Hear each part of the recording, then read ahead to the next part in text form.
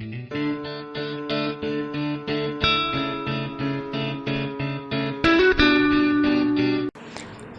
students, welcome back to Biology Love. Today we are back with another topic, that is an overview of cell, जो हमने पिछली video में complete किया था, but थोड़ा सा लेफ़्ट ओवर पोर्शन उसका है जो हम इस वीडियो में कवर करेंगे। उसके साथ ही साथ प्रोकैरियोटिक सेल्स, यूकैरियोटिक सेल्स के बारे में भी हम इस वीडियो में कवर करेंगे। So please go through the first video first of all to know the introduction of this chapter, और उसके बाद please watch this video, last तक देखिएगा बिकॉज ये वीडियो मैं मैक्सिमम पोर्शन में कवर करूँगी। ठीक है, तो let's start. So we have discussed that earlier classes we did an activity about the onion peel or human cheek. So this activity is very simple. What we do, simply we take the peel of an onion and then we study it under microscope. What we see is that different kinds of cells, or you can say different kind of compact structures, are arranged, which we call them as cell. So these cells together constitute a tissue. The cells of human cheek have an outer membrane as a delimiting structure of the cell. Inside each cell is a dense membrane bound structure called nucleus. So guys, you can see, students, you can see from this lecture that I have underlined the important lines. So please go through these important lines from your book and then do underline these lines from your book. तो अब क्या होता है, अगर हम एक cell के बारे में स्टडी करें तो सबसे पहली चीज़ जो होती है एक सेल में वो होता है मेम्ब्रेन बाउंड स्ट्रक्चर, जो सेल के अंदर प्रेजेंट होता है, जिसे हम न्यूक्लियस कहते हैं. ये एक स्फेरिकल स्ट्रक्चर होता है and this structure is known as nucleus. Nucleus contains the chromosomes which in turn contains the genetic material, that is DNA. So first of all एक nucleus है, that nucleus consists of chromosome. Chromosomes होते हैं. Now these chromosomes consist of genetic material which carry genes, which is the hereditary characters जो carry करते हैं वो DNA होते हैं. ठीक है. Now we see chromosomes. तो human chromosomes, they are 22 plus pair, like 22 plus XX and 22 plus XY. Now 22 plus XY is of female and 22XY is of male and 22XX is of female. And sorry for the wrong statement. So this is how the categorization of chromosome is done in a nucleus. Next we come, now there are cells, दो type के cells हैं. The cells which lack membrane bound nuclei are known as prokaryotic cells, and which have a membrane bound nuclei, they are known as eukaryotic cells. Membrane bound nuclei means their nucleus is covered by a membrane. That membrane is known as nuclear envelope or a nuclear membrane. तो अगर nucleus किसी particular membrane से cover है तो उस cell को हम eukaryotic cell कहेंगे, और वेयर अगर वो पर्टिकुलर न्यूक्लियस किसी भी मेम्ब्रेन से नहीं कवर्ड है, then that cell is known as a prokaryotic cell. In both prokaryotic cells and eukaryotic cell, a semi-fluid matrix called cytoplasm is present. अब ये जो पूरा सेल होता है ये फिलअप होता है साइटोप्लाज्म से. साइटोप्लाज्म एक फ्लूइड काइंड ऑफ मैट्रिक्स होता है, सेमी फ्लूइड, बिकॉज अगर प्रॉपरली पूरा फ्लूइड हो जाएगा तो लीकेज हो सकती है, मे बी सेल एग्जिस्ट ना कर पाए.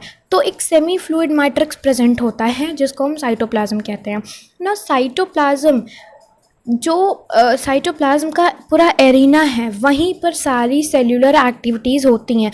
सेल का रेस्पिरेशन, एक्सक्रीशन, जो भी प्रोसेस होते हैं, जितने भी मेटाबॉलिज्म, जो भी सेल मेटाबॉलिज्म करेगा वो सारा उस पर्टिकुलर साइटोप्लाज्म के एरिना में होगा.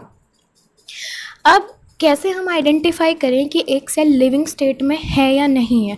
There are cells which are dead cells. ठीक है, बहुत सारे सेल्स होते हैं जो डेड सेल्स होते हैं. हमारी बॉडी में, हमारी स्किन में डेड सेल्स प्रेजेंट होते हैं. तो what is that thing which makes differentiate between a dead cell and a living cell. So living cell वो सेल होते हैं जो मेटाबॉलिज्म करते हैं, जो केमिकल रिएक्शंस को कैरी आउट करते हैं. In a same way, when a body dies, when a person dies, their all kind of cellular activities, metabolism stops. That is, the stopping of that thing is considered as a dead. Similarly, जब हमारा cell कोई भी function करना बंद कर देगा, then that is metabolism, then that is then that is known as the dead state of a cell, and when it is in living state, then it performs all sort of metabolism. So this line is very important. It might come in some of your questions. Now beside the nucleus, eukaryotic cells have other membrane bound distinct structures called organelles like ER, that is endoplasmic reticulum, Golgi complexes, lysosomes, mitochondria, microbodies and vacuoles. अच्छा, दूसरा difference देखिए हमें मिला eukaryotic और prokaryotic पे. Eukaryotic cells में क्या होता है, अदर मेम्ब्रेन बाउंड स्ट्रक्चर्स भी प्रेजेंट होते हैं.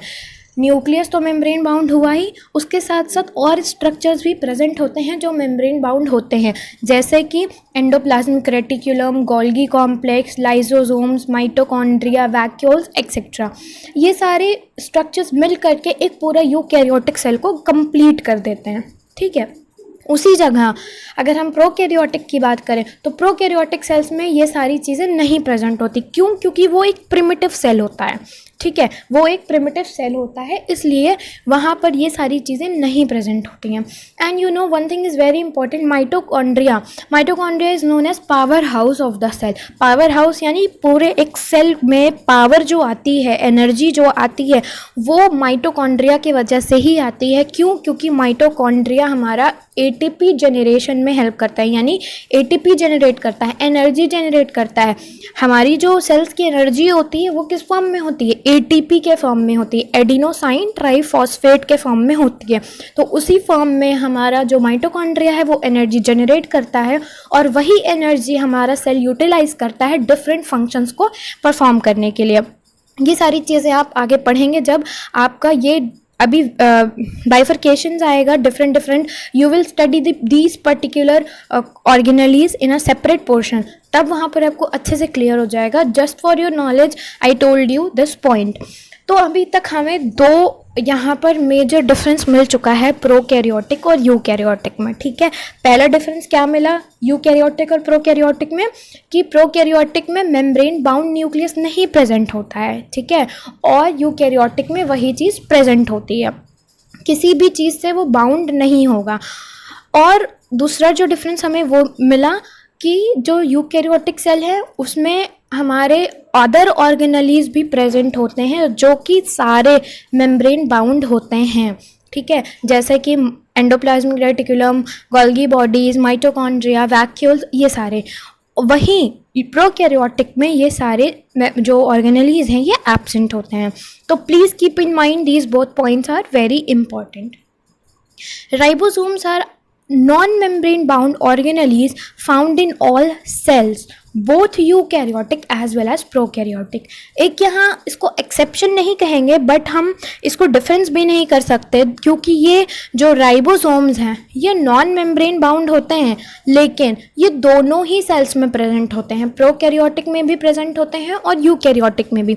अब एक क्वेश्चन आ सकता है कि यार ये नॉन मेम्ब्रेन बाउंड है, मतलब कि इनमें तो मेम्ब्रेन प्रेजेंट ही नहीं है, तो ये कैसे यूकैरियोटिक में हो गया? ठीक है, तो एक्सेप्शंस आर एवरीवेयर. ठीक है, तो इसीलिए ये राइबोसोम वाला जो पॉइंट है ये बहुत इंपॉर्टेंट है, प्लीज़ इसको ध्यान में रखिएगा.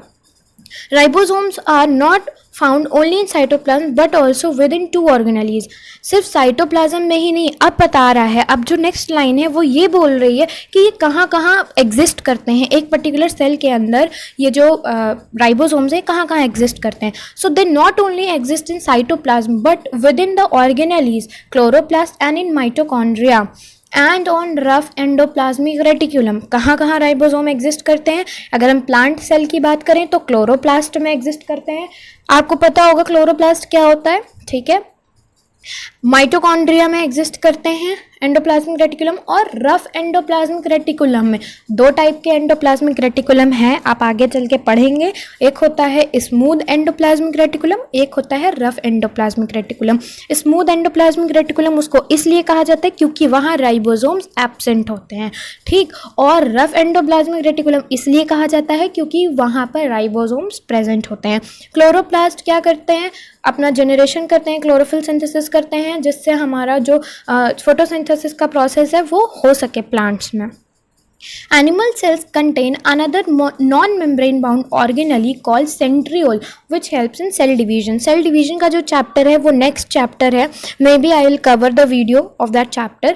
तो उसमें क्या होता है, एनिमल सेल्स में आते हैं. एनिमल सेल में other membrane bound structure present होता है, नॉन मेम्ब्रेन बाउंड जो होता है सेंट्रियोल. सेंट्रियोल क्या करता है, सेल डिवीजन में हेल्प करता है. आपने पढ़ा होगा 7th 8th से माइटोसिस मियोसिस के बारे में, हो सकता हो तब आपने बहुत प्रिमिटिव स्टेजेस में पढ़ा हो कि माइटोसिस क्या होता है, मियोसिस क्या होता है. But as you reach to class 11th and 12th और when you go into something competition field, then you should know each and everything in detail. तो वो डिटेलिंग के लिए यहाँ पर पूरा एक चैप्टर है सेल डिवीजन का, जहाँ पर सेंट्रियोल के बारे में अच्छे से सब कुछ बता रखा हुआ है. Okay, so we move to next point. Before moving to next point एक चीज़ मुझे और क्लियर करनी है. This point is very important, centriole वाला. See I have marked the points which are important. Second thing which is question might task कि animal cell में कौन से दो ऑर्गेनेलीज हैं जो नॉन मेम्ब्रेन बाउंड हैं but still they exist in an animal cell और द यूकैरियोटिक सेल. तो सिंपली हमारा आंसर क्या होगा, एक तो हमारा सेंट्रियोल प्रेजेंट होता है और दूसरा हमारा राइबोसोम प्रेजेंट होता है. ठीक, so guys students please keep in mind about this 2 point. अब हम सेल स्ट्रक्चर की बात करते हैं. सेल्स हमारे डिफरेंट शेप के हो सकते हैं, डिफरेंट टाइप के हो सकते हैं. ज़रूरी नहीं है कि एक ही टाइप का सेल प्रेजेंट हो. भाई अगर एक ही टाइप का सेल प्रेजेंट होगा तो एक ही टाइप का टिश्यू बनेगा. अगर एक ही टाइप का टिश्यू बनेगा तो एक ही टाइप का ऑर्गन बनेगा. तो हमारी बॉडी कैसे बनेगी पूरी, हमारा तो स्ट्रक्चर कंप्लीट ही नहीं हुआ. ठीक है, सिमिलरली अगर पूरे यूनिवर्स में सबका एक जैसा नाम हो जाएगा तो हाउ यू विल डिफ्रेंशिएट, आपको कैसे डिफ्रेंशिएशन पता चलेगा that this person is different या ये पर्सन डिफरेंट है. आप आइडेंटिफाई करते हो, आप किसी को फर्स्ट लुक में अगर देखते हो तो वो सबसे पहले आप देखते हो उसका अपीयरेंस कैसा है. अगर सबका अपीयरेंस एक जैसा हो जाएगा तो इट इज़ लाइक कुछ भी नहीं. ठीक है, तो वही चीज़ को डिफ्रेंशिएट करने के लिए हमारे पास डिफरेंट टाइप के सेल्स होते हैं. सबसे इंपॉर्टेंट है यहाँ माइकोप्लाज्मा. माइकोप्लाज्मा स्मॉलेस्ट सेल होता है. ठीक है, इसकी लेंथ कितनी होती है, 0.3 micrometres.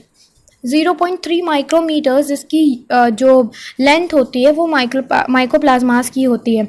You can see the structure. See red blood cells round and biconcave, round है और बाइकॉन्केव हैं ये जो बड़े वाले हैं. देन वाइट ब्लड सेल्स ये अमीबॉइड शेप के हैं. अमीबॉइड शेप का मतलब होता है अमीबा लाइक. देखिए आप खुद देख सकते हैं ये अमीबा लाइक है, फॉल्स बॉडी है इनकी. Then we come to columnar epithelial cells. ये लॉन्ग होते हैं एंड नैरो होते हैं. ठीक है, next we have the nerve cell. Nerve cell is the longest cell, branched and long. Nerve cell बहुत लॉन्गेस्ट सेल होता है. Next is the tracheid and mesophyll cells, round and oval. These are the different types of cells. अब bacteria मैंने ऊपर छोड़ा था तो क्या कह रहा है, bacteria could be 3 to 5 micrometre. जो बैक्टीरिया का लेंथ होता है वो 3 to 5 माइक्रोमीटर हो सकता है, micrometres. The largest isolated single cell is the egg of an ostrich. Ostrich का जो एग होता है वो आइसोलेटेड सिंगल सेल में आता है. Among multicellular organisms, human red blood cells are about 7 micrometers in diameter. Nerve cells are some of the longest cells. Nerve cells जो होंगे हमारे longest cells होंगे. क्यों? Because nerve का जो काम होता है, nerves जो हमारी बॉडी में है, एक पूरा नर्वस सिस्टम है, तो जो नर्व्स का काम होता है वो बहुत क्विक रिस्पॉन्सेस के लिए होता है. अगर छोटे छोटे सेल्स होंगे तो मे बी टाइम टेकिंग हो जाएगा वो प्रोसेस. कभी क्या होता है जब आप वॉक कर रहे होते हैं and suddenly if you hit something, अगर आप चल रहे हो कहीं पे और आप किसी चीज़ से टकरा जाओ तो एक क्विक रिस्पॉन्स आपके माइंड पे पहुंचता है. वो क्यों होता है, वो नर्व्स के थ्रू होता है. या क्या होता है कभी कभी आप कोई शार्प चीज़ से काम कर रहे हो, जैसे नाइफ से आप अगर काम कर रहे हो और वो नाइफ से आपका हाथ कट जाए तो क्या होता है, क्विक रिस्पॉन्स जाता है और दर्द वहाँ होने लगता है. ठीक है, you start feeling the pain. तो ये जो क्विक रिस्पॉन्स आ रहा है ये नर्व की वजह से हो रहा है. अगर छोटे छोटे सेल्स कई सारे होंगे तो it will be very difficult और it would be time taking as well कि वहाँ से धीरे धीरे वो पूरा हमारा सिग्नल पहुँचे. बट अगर हमारे सेल्स लॉन्ग हैं, ब्रांच्ड हैं, you can C from this diagram, देखिए हमारे नर्व सेल ब्रांच्ड हैं एज वेल एज लॉन्ग हैं, तो सिग्नल को पहुँचाने में प्लस सिग्नल को लाने में बहुत ईजी होगा. ठीक है, अब समझ में आया जो नर्व सेल्स होते हैं वो लॉन्गेस्ट क्यों होते हैं. Cells also vary greatly in their shape. They may be disc shaped as I told you. जो हमारे रेड ब्लड सेल्स होते हैं polygonal, columnar, epithelial cells columnar होते हैं, क्यूबॉइड, थेट्राइड और इर्रेगुलर। इर्रेगुलर क्वेश्चन आ सकता है कि इर्रेगुलर सेल में क्या हो सकते हैं, तो अमीबॉइड शेप्ड सेल होते हैं जो इर्रेगुलर शेप्ड सेल होते हैं, यानी कि जो वाइट ब्लड सेल्स हैं। यहाँ पर देखिए, वापस आइए डायग्राम पर, ये देखिए वाइट ब्लड सेल्स हैं जो अमीबॉइड शेप के होते हैं, ये इर्रेगुलर सेल होते हैं। तो अगर क्वेश्चन में आता है कि इर्रेगुलर सेल कौन से हैं, तो प्लीज़ आप वाइट ब्लड सेल्स पर टिक कर दीजिएगा, ठीक है। So we now move to the major portion of this chapter, that is prokaryotic cell. ये बहुत ही मेजर टॉपिक है। प्रोकैरियोटिक सेल बहुत ही इंपॉर्टेंट भी है। क्यों? क्योंकि प्रोकैरियोटिक सेल एक हमारा प्रिमिटिव सेल होता है, इसके बारे में जानना बहुत ज़रूरी है। Prokaryotic cells are represented by bacteria, blue green algae, mycoplasmas and PPLO। देखिए मैंने अंडरलाइन कर रखा है PPLO, प्लीज़ इसे रिमाइंड कर लीजिएगा। PPLO is pleuropneumonia like organisms.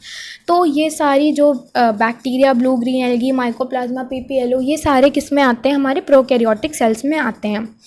They generally smaller and multiply more rapidly than eukaryotic cell.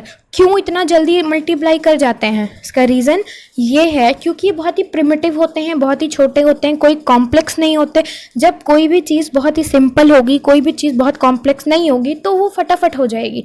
जैसे कि कुछ लोगों को मैथ्स कॉम्प्लेक्स लगती है, मुझे भी लगती है। अगर मैथ्स कॉम्प्लेक्स है तो मुझसे क्वेश्चन जल्दी नहीं सॉल्व होंगे, बट अगर उसी जगह कोई चीज़ बहुत अच्छी लगती है जैसे बायो, तो मुझे सीधे सीधे वो तुरंत आ जाएगा। It is a kind of reference. आप कुछ भी एग्जाम्पल लेकर रेफर कर सकते हो। पढ़ने का आपको मेन चीज़ पता होना चाहिए, you can refer with anything. Next is the four basic shapes of bacteria are bacillus, which is rod-like, coccus, which is spherical, Vibrio is comma shaped and spirulum is spiral।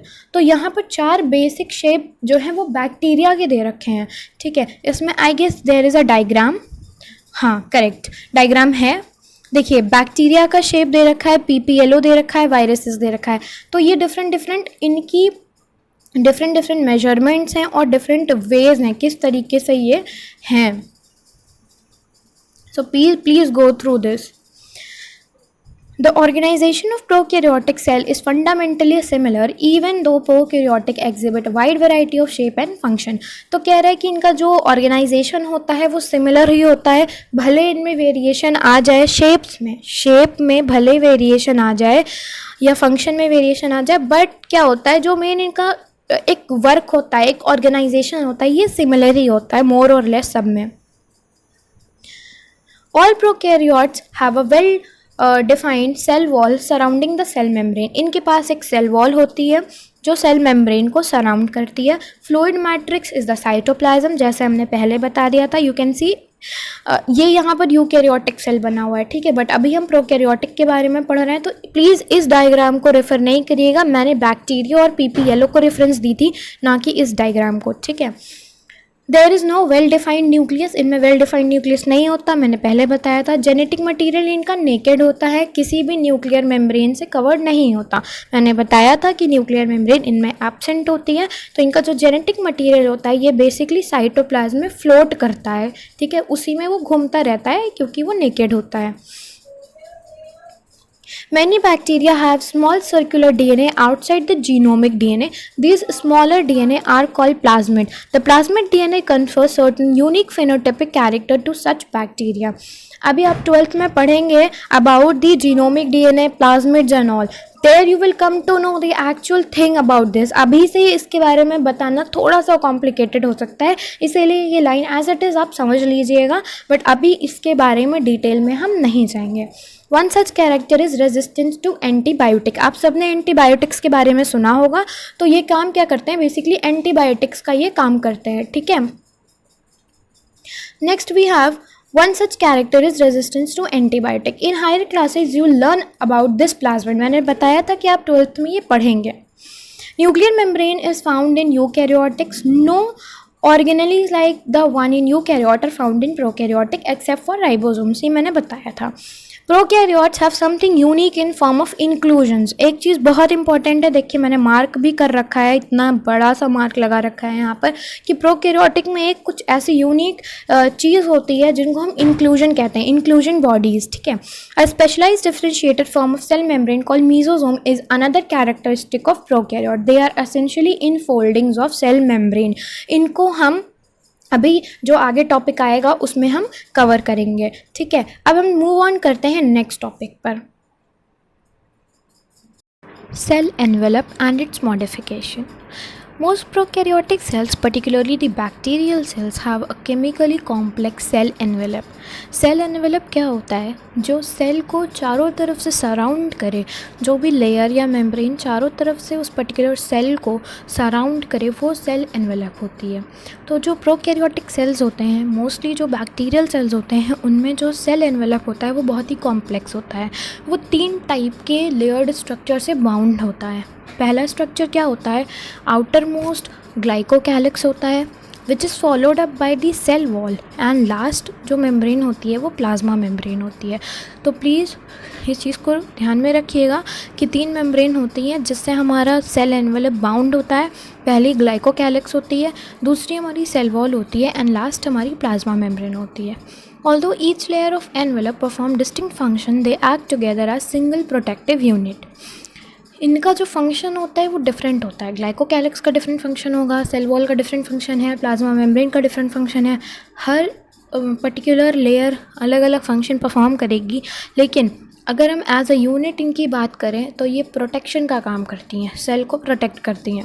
Bacteria can be classified into 2 groups on the basis of differences in cell envelope and the manner in which they respond to staining procedure. आप सबको पता होगा staining procedure क्या है। For all those who don't know, I would like to tell. Staining में क्या होता है, हम कलर देते हैं किसी भी पर्टिकुलर सेल को।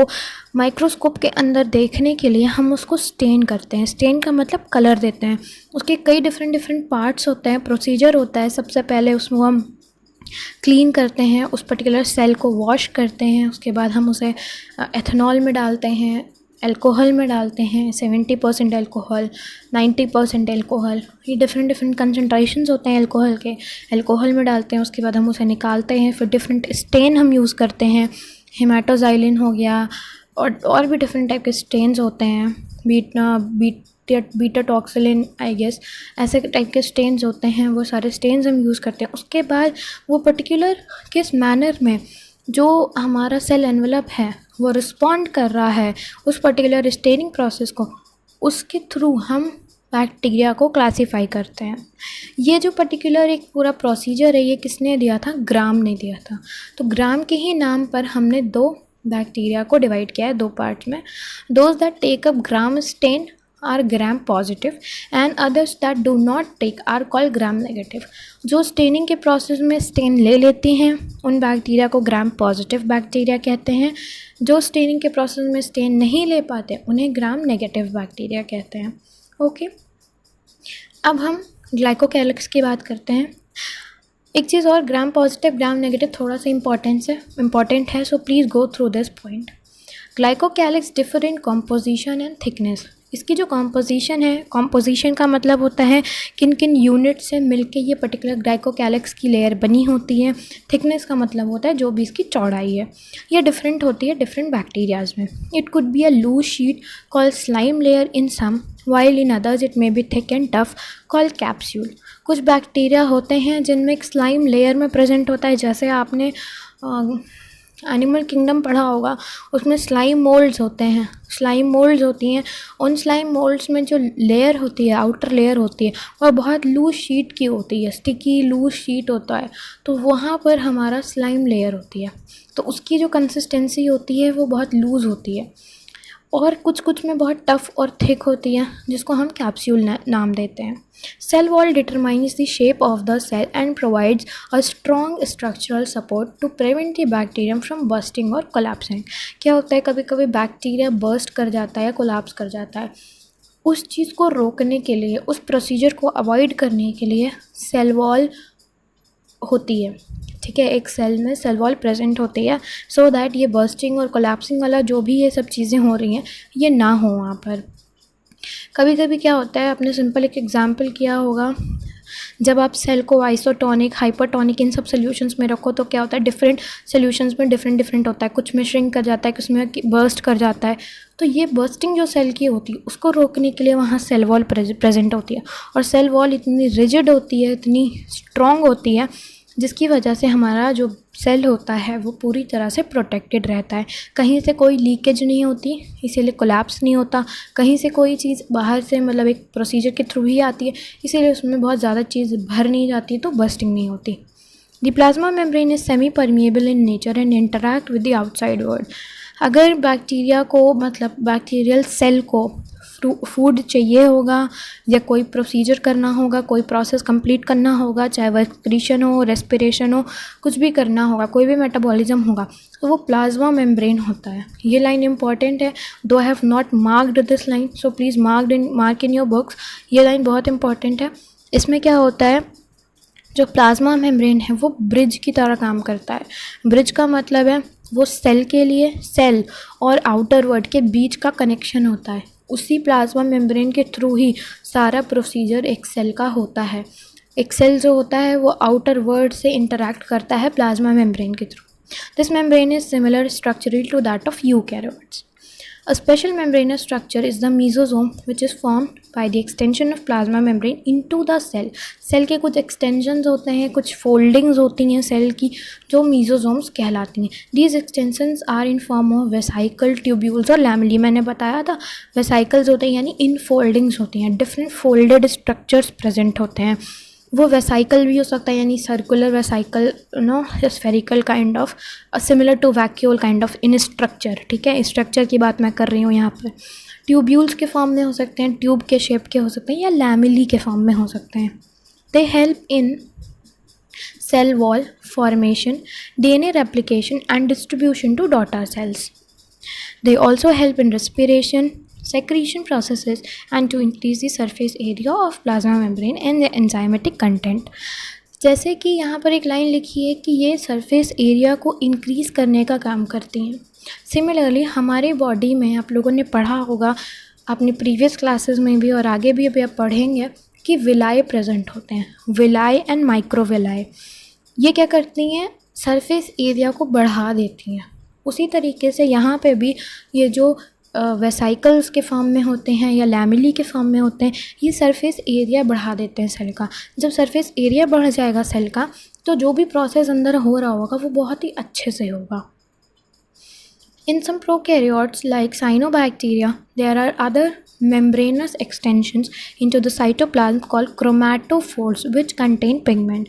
Please mark this line. I have even not marked it. Please mark कर लीजिएगा कि prokaryotes में क्या होता है। जैसे cyanobacteria है, cyanobacteria में chromatophores present होते हैं which contain pigment. कुछ बैक्टीरियाज होते हैं जैसे अपना फूड जो खुद प्रिपेयर कर लेते हैं, साइनोबैक्टीरिया हो गया, इनके पास कुछ पिगमेंट्स होते हैं जो हेल्प करते हैं इनका फूड प्रिपरेशन में और अदर चीज़ों में, तो उस पर्टिकुलर एक्सटेंशन को क्रोमेटोफोर्स कहते हैं। बैक्टीरियल सेल्स में भी मोटाइल और नॉन मोटाइल। ऑब्वियसली मोटाइल अगर होगा तो फ्लैजिला प्रेजेंट होगा, सीलिया, फ्लैजिला, ये सारी चीज़ें प्रेजेंट होंगी। मोटाइल का मतलब होता है मूव करना, तो बैक्टीरियल सेल अगर मूव कर रहा है तो वो सीलिया, फ्लैजिला के थ्रू मूव करेगा। अगर नॉन मोटाइल है तो उसमें ये सारे स्ट्रक्चर एब्सेंट होंगे। If motile they have thin filamentous flagella, as I told you. Bacteria show a range in number and arrangement of flagella. Bacterial flagellum is composed of 3 parts: filament, hook and basal body. So 3 basic part होते हैं एक particular flagella के। पहला होता है filament, hook and basal body. Filament क्या होता है, जो पर्टिकुलर लॉन्ग स्लेंडर स्ट्रक्चर होता है। हुक क्या होता है, जो आउटर सरफेस, मतलब लास्ट का जो ऊपर का, मतलब टॉप का जो पोर्शन होता है। और जो हमारा बेसल बॉडी है वो नीचे जिस भी पर्टिकुलर सरफेस से हमारा फ्लैजिला आ रहा है वहाँ से वो अटैच होता है। कैनाइटोफोर्स होते हैं, अभी आगे आप देखेंगे पढ़ेंगे, इसी चैप्टर में है आई गेस, वहाँ से वो अटैच होते हैं। तो वहाँ से अटैच जो होगा वो बेसल बॉडी होगा। Filament is the longest portion, as I told you. Beside flagella, pili and fimbriae are also surface structures of the bacteria, but they do not play any role in motility. Pili और fimbriae भी present होते हैं एक particular bacterial structure में, but they do not play any role in motility, यानी कि movement में कोई हेल्प नहीं करते। Pili are elongated tubular structure made up of special protein. कुछ स्पेशल प्रोटीन्स होते हैं जिनकी वजह से ये पिलाई बनते हैं, ये इलोंगेटेड होते हैं, ट्यूब लाइक स्ट्रक्चर होते हैं। Fimbriae are bristle like fibres sprouting out of the cell. Bristle like होते हैं यानी छोटे छोटे होते हैं और ये सेल के बाहर स्प्राउट करते हैं, सेल के बाहर निकलने की कोशिश करते हैं। In some bacteria, they are known to attach the bacteria to rock and stream and also to the host tissue. कभी कभी क्या होता है, कभी कभी कुछ बैक्टीरिया होते हैं पर्टिकुलर सबस्ट्रेटम पर अटैच होते हैं या होस्ट पर अटैच होते हैं, तो वो अटैचमेंट के लिए ये पिलाई और फिमरी का यूज़ होता है। पिलाई कभी कभी कॉन्जुगेशन में वर्क करता है, बैक्टीरियल कॉन्जुगेशन जो होता है आप आगे देखेंगे, आगे पढ़ेंगे। जो रिप्रोडक्शन होता है, बैक्टीरियल कॉन्जुगेशन होता है, उसमें पिलाई हेल्प करता है। और जो फिमरे होता है वो क्या करता है, अटैचमेंट में हेल्प करता है। पिलाई भी हेल्प करता है, सेकेंडरी आप फंक्शन मान सकते हो उसको कॉन्जुगेशन का। तो ये जो दो हैं मेन प्रोसीजर, इनका क्या होता है, अटैचमेंट, किसी भी होस्ट से, किसी भी होस्ट टिश्यू से या किसी भी सबस्ट्रेटम से उस बैक्टीरिया को अटैच करना। नेक्स्ट हमारे पास जो टॉपिक है वो राइबोसोम्स है और इंक्लूजन बॉडीज़ हैं। इसको हम नेक्स्ट वीडियो में कवर करेंगे। तब तक के लिए प्लीज़ आप इस वीडियो को अच्छे से देखिएगा। Go through this video, mark the points, underline the points and do comment down if you have any queries about it. I'll surely solve them. Do support this channel and thank you so much. Just study, keep focus and next video में मिलते हैं. Till then, thank you so much.